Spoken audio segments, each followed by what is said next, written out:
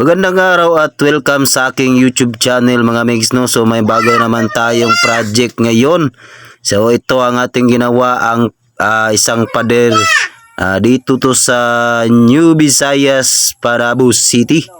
So nagchat kasi yung ating kliyente dyan na magpapagawa sila nitong pader. So yan na mga migs, may isang block na kaming natapos.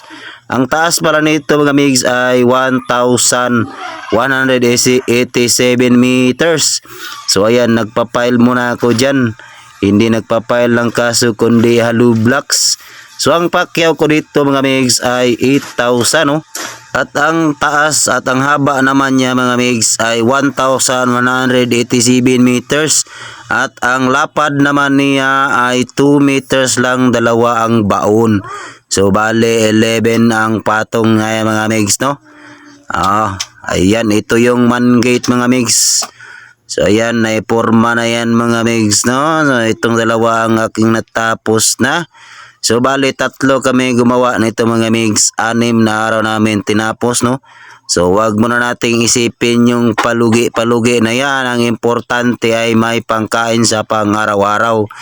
So ito mga migs, natapos na namin, no? So pader lang kasi ang aming usapan dyan, no?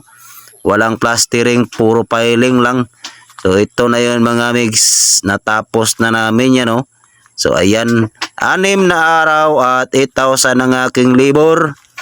Walang lugi-lugi sa army. Ang importante may pagkain palagi. So yan lang at maraming salamat sa pag-subscribe at pagpanonood ng aking video.